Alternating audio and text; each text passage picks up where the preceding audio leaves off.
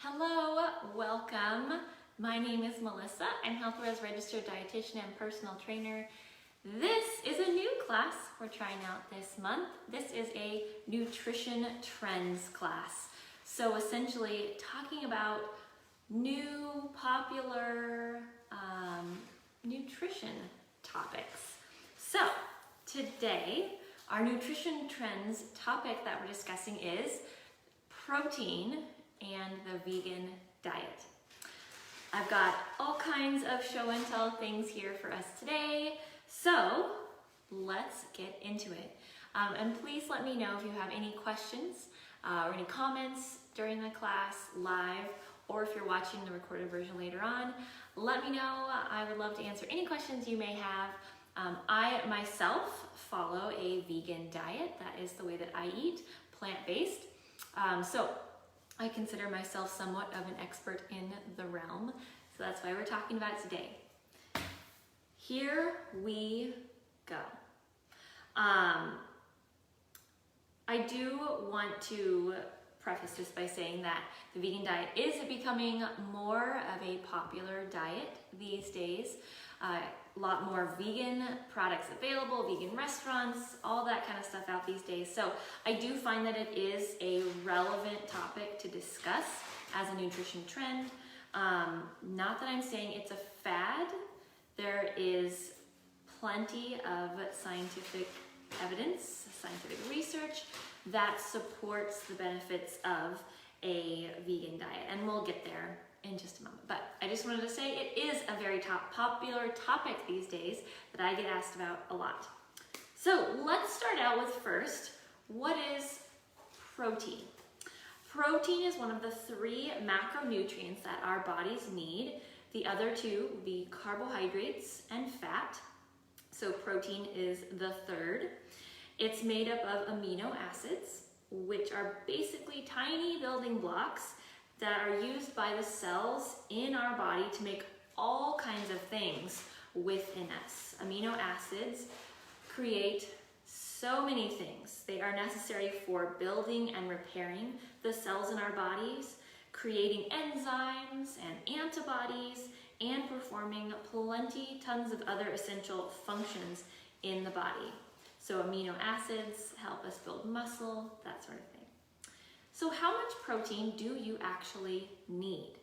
In general, I will also say that the general American diet or belief or pattern is very, very high in protein, but not necessarily what is actually needed.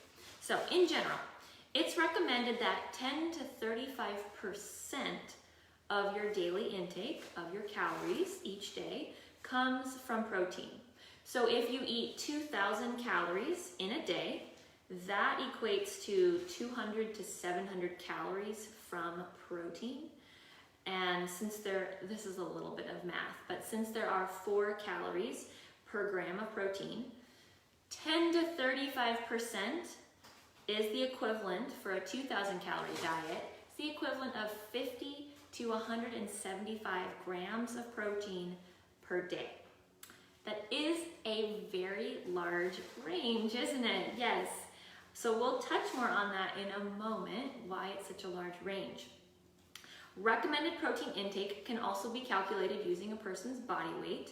So the Academy of Nutrition and Dietetics, as well as the World Health Organization, recommend 0.8 grams of protein per kilogram of body weight. Usually we don't here in America measure kilograms.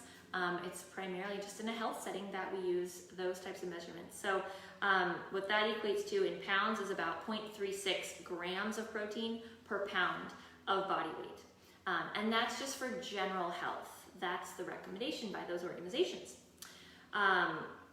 There is some arguments that that is a little bit low for certain populations, and we'll get there. So for example, with this, the 0.8 grams per kilogram, a person who weighs 150 pounds, which is the equivalent of 68 kilograms, they should eat a minimum of 54 grams of protein per day. So if that person is eating 2,000 calories in their day, 54 grams of protein is about 10%. Did all of that make sense? I hope so. So why is the recommended range of protein so broad? As we heard, for 2,000 calories, you should be eating somewhere between 50 and 175 grams of protein a day. It's a huge range. But it's that way because there are so many factors that can impact someone's protein needs.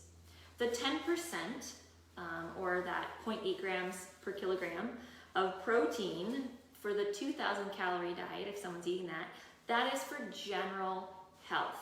Anybody off the street, general health, if you're overall a healthy person, that is general health. Higher daily protein intake is recommended though for certain populations. So I have a list of a few that require more protein. So someone that's on a calorie restricted diet, like for weight loss, if you're trying to promote maintenance of muscle mass, you need to be eating a slightly higher protein intake than the general health population. Okay, so if you're trying to gain muscle mass, so bodybuilders, people at the gym, exercisers in general, trying to build muscle mass, it does help to have a slightly higher amount of protein than that general health 0.8 grams recommendation. Also, people who are participating in intense training or athletic events, so athletes, athletes at schools, or professional athletes, or even amateur athletes, people that have a really rigorous training schedule and performance schedule, they need a much higher amount of protein. With certain sports, certain activities, it can be significantly higher. So we're talking 2.0 grams of protein per kilogram. Remember, the general health is 0.8 grams of protein per kilogram. Some athletes need 2 grams or more depending on their athletic training or the sport that they're in. Protein intake varies quite a bit. Also, people who are over 70 years of age do require just a little bit more protein than those in the lower ranges of age. And also people that have really significant wounds or burns. And that's not as much in the general population, but more in a hospital setting, more of a critical care sort of setting. People that have wounds or have been burned badly in a fire, those kind of people require more protein as well. All right, let's talk a little bit more now. Now that we've gone through all the general protein stuff, let's talk about the vegan diet. So, is a vegan diet healthy? And I want to also say, I don't think I mentioned this in my notes, but a vegan diet is a diet that does not include any animal products whatsoever. No meat, poultry, seafood, fish, no eggs, no dairy, no butter, cheeses, milks, any of that. No animal-based items at all, okay? Plant-based and vegan are often used interchangeably, but that's what a true vegan diet means. A vegetarian, on the other hand, does eat eggs and dairy.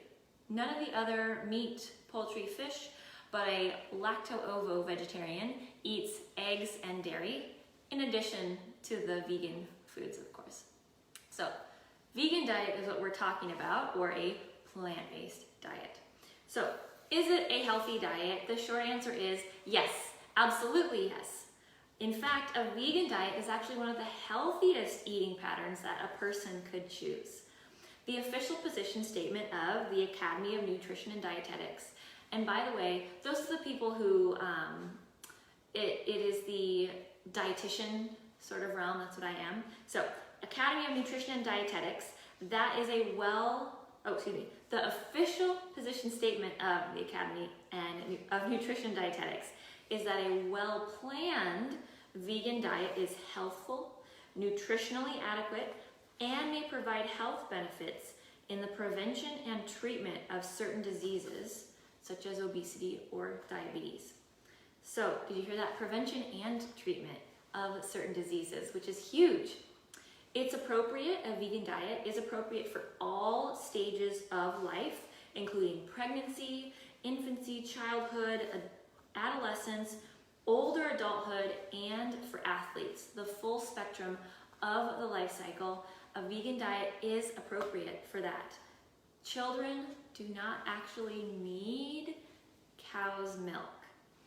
It is important to, when talking about kids, which is not really what we do much of with healthware, we do more of adult health, but children can have a healthful diet, get all the things they need from a vegan diet. It takes a little extra consciousness and awareness and making sure that you are meeting all the nutrition needs, but it is possible and healthy. So a vegan diet is not only healthy for the body, us as adults, but also for the earth. A vegan diet is more environmentally friendly than diets that include animal products because a vegan diet uses fewer natural resources and is associated with less environmental damage. Okay, so like it uses less water to produce crops of soybeans than it does to produce cows that people eat for meat. Okay, so back to that first part of the official position statement by the Academy of Nutrition Dietetics. Did you catch the important part? I emphasized it when I said it. A well-planned vegan diet is where all of the health benefits come from. This means that a wide variety of plant-based foods are recommended and are consumed, including whole grains, legumes, beans, fruits, vegetables, nuts, seeds, and soy foods. So a well-planned vegan diet is not one that centers around Oreos, white rice, and different types of fried potatoes. It is easier than you may think to eat vegan foods. French fries are vegan, for example. Most breads are vegan. Oreos are vegan. A lot of snacky type foods, they actually are vegan. Candies, there are different candies that are vegan. White rice is vegan. But that is not a well-planned diet, a vegan diet. A well-planned one is going to include foods from all the different food groups, the beans, legumes, whole grains, fruits, vegetables, nuts, seeds, soy products. That variety is well-planned. White rice and French fries and Oreos is not what we're talking about. Okay. So the main focus of this class is protein in the vegan diet. So where do vegans get protein from? Obviously, we've learned that protein is important. We do need a certain amount of protein in the day, especially if you're in one of those special populations that we talked about. So where do vegans get protein from? This is actually one of the most common things that people ask me about when we're talking about the vegan diet. Where do you get your protein from? It is a valid question, since most Americans are taught that protein is beef, pork, chicken, turkey, fish. That is what protein is those animal foods. However, there actually are tons of protein foods that don't come from animals. Most vegans are able to meet or exceed the daily protein needs with that well-planned, balanced diet. So I'm gonna put my PowerPoint, I'm gonna put a little slide or piece of paper up in front of our camera. I'm hoping that you can read this. Oh, that is really, really small. I'm gonna scoot you a little closer. Okay, hopefully you will be able to read that on your computer or your phone or wherever you're watching this video from. It is a little small. We're gonna work with it. Okay, so this, I'll stand over here. There you go. This is a table of some common foods that would be within the vegan diet and the protein content of those foods. So you can see the half cup of firm tofu has tons of protein in it, about 18 grams of protein in a half cup of the firm tofu. Soft tofu also has about 8 grams. Tempeh, which is also a soy food. It's the fermented soybean, like a block of the fermented soybeans is what tempeh is. And a fourth cup of that has about 7 grams of protein. A half a cup of lentils is 9 grams of protein. Half cup black beans, and garbanzo beans and pinto beans, any of the bean realm, generally about the same in that sort of 7 to 8 grams of protein per half cup. Peanut butter, 2 tablespoons of peanut butter has about 8 grams of protein. A half cup of cooked quinoa, not raw, cooked quinoa has about 4 grams of protein. And a half cup of uncooked oats, so when you measure out your oats in the morning, a half a cup of the dry stuff has 5 grams of protein. And then a cup, actually, there is protein in vegetables, surprise. 1 cup of raw broccoli, so uncooked broccoli, is about 2.5 grams of protein. So in a cooked amount of broccoli, about a half cup-ish would have that same amount, okay? So looking at, I'll move this out of the way for us. Looking at the different types of foods, I'm gonna scooch you back so you can see my foods a little better. So this is a soft, like a silken type of tofu. So it comes in blocks or in the fridge, you may have seen. This is a relatively common source of protein for vegan people. And if prepared correctly, it's delicious. I love tofu. It's delicious. Oh, Lori has a question, I see. Could you email me that list? Oh, of course. I will, Lori. Not a problem. I'll send you my sheet. Not a problem.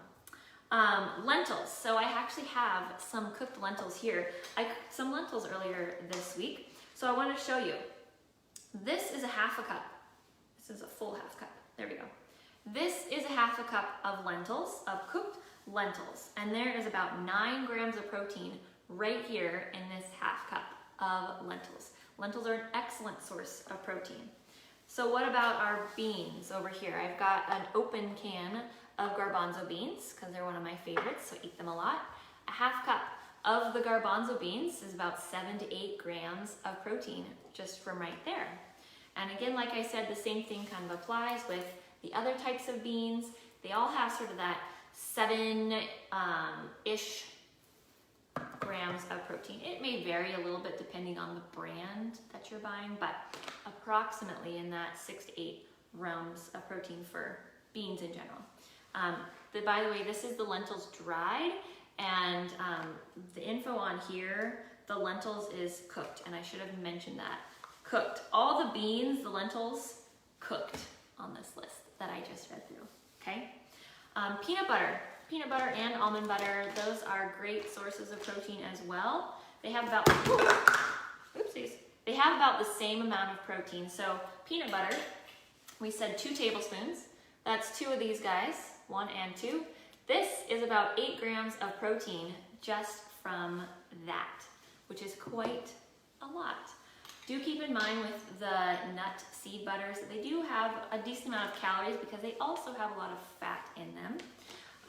Nuts, similar story, so a 1/4 cup of cashews, for example, has about 5 grams of protein. So all sources of protein. Oh, and here's my quinoa. This is dry quinoa, so cooked is what the grams were that were reflected on there. Cooked quinoa, half cup of cooked quinoa is about 4 grams of protein. So tons of options. Oh, and my oats, I forgot to mention my oats.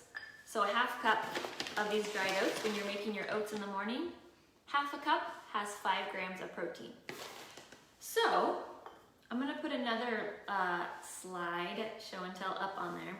So what actually does a well-planned vegan diet look like that would actually have someone meet their protein needs?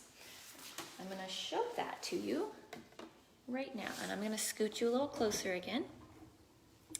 I really hope that you can read this. I'll come even closer. Maybe that will help. Alrighty. So this would be I'll stand sort of over here. This is a sample menu for a day of a well-planned vegan diet. So you can see for breakfast, and I've got every line written out so you can see all the way across what it provides for you. So we've got our oats that we're making in the morning. We're cooking them with a cup of soy milk, throwing some almonds on there and some blueberries, or on the side if you like. Okay, so you can see how many grams of protein and how many calories are in each of those items approximately for that meal. And lunch, we're gonna have a stir fry with half a cup of firm tofu, so cut up tofu. We're gonna have a cup of the cooked broccoli with it, and then you're also having a cup of cooked brown rice. So you can see the protein and the calories. Dinner is going to be a cup of whole wheat spaghetti. That's cooked whole wheat spaghetti. A cup of that. We're gonna do a half a cup of lentils stirred into a cup of our tomato sauce, so kind of a bolognese sort of thing. You can see all the protein and the calories for that. And at some point during the day, we wanna have a snack. So we're doing a medium-sized banana, about 8 inches banana, and 2 tablespoons of peanut butter, and we've got some protein and calories from that. So you can see that the total grams of protein in this, which is a relatively reasonable diet, right? Seems like we've got plenty of foods from all the different food groups, lots, and you shouldn't be going too hungry on this, plenty of foods, and we've got 74 grams of protein just from the foods listed here, which it wasn't a super extensive list, right? But if we make sure to include some of those higher protein foods, and from all the varieties of foods, 74 grams of protein. And you can also see that the calories of this is about 1,565 calories just from this meal plan. So if you read at the bottom, down there in the gray, 74 grams of protein is 19% of the 1,565 calories in that day. And that, of course, is within the range of the 10 to 35%. It's not even on the 10% realm, right? Eating this meal plan in the day gets you certainly into that recommended range. So it can be easy, can be doable, can be delicious to get all of those protein grams that you need in the day and not too complicated, right? I also wanted to just take a moment to mention all of the meat analogs that exist out there, all those meat alternatives. Growing up, I grew up as a Seventh-day Adventist, and we are certainly known to do a lot of the meat analogs. So I grew up having, I've had tofurkey for a Thanksgiving before, all kinds of soy protein, wheat protein, isolate type of foods. So, for example, saucettes is something that my husband still loves, still is eating, or Big Frank's is another one of his favorite. These are hot dogs, and these are like, these are a replacement of meat hot dogs, and this would be a replacement of like sausages, breakfast sausages, right? So these contain quite a bit of protein. One hot dog of this is 11 grams of protein, and one link of this is 6 grams of protein. So there are these things out there. These are the ones that have a huge laundry list of ingredients, and not necessarily what I would recommend for your best general health. They're also quite high in sodium, these types of products, but there are tons of them out there these days of other brands. So of course, you know, the Impossible Burger or the Beyond Meat burgers, Morningstar Farms, the green packages of things, those have been around for many, many years, since I was a child. Those have tons of options. Gardein, there are I can't even think of the number. Tofurkey, like I already mentioned, tons of brands of these meat alternatives, and some of them can be helpful if you want to transition a little bit easier from a omnivore, a meat-eating type of diet into a plant-based diet, because some of them are very similar to meat, or so I've been told. So Some of those can be helpful for getting your protein and for transitioning from a meat-based diet to a plant-based diet, but they're not something that I would recommend having every day with every meal. But I do want to acknowledge that those are out there, and some of them are more healthy than others, but they don't have to be included. As you can see from our meal plan, they don't have to be included in your diet to meet your protein needs.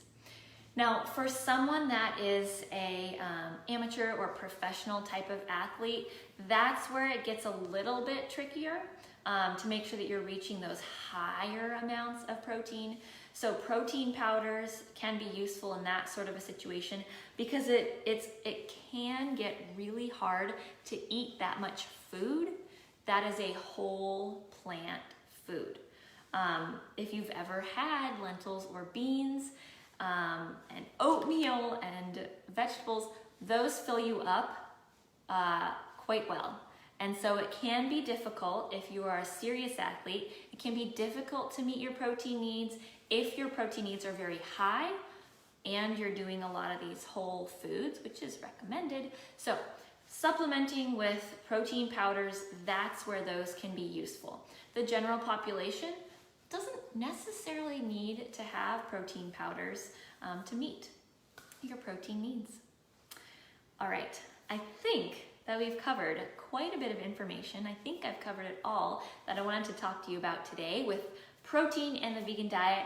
I want you to feel encouraged and educated that a vegan diet, a plant-based diet, is very healthy for our overall health, not just cardiovascular health or diabetes, for our overall general health.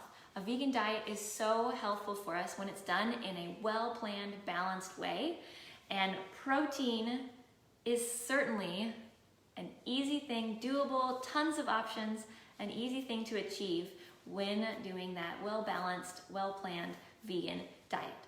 If you have any questions about vegan diets or vegetarian diets, please let me know. Like I said, I do consider myself somewhat of an expert. I've been a vegetarian and now a vegan my entire life since I was born.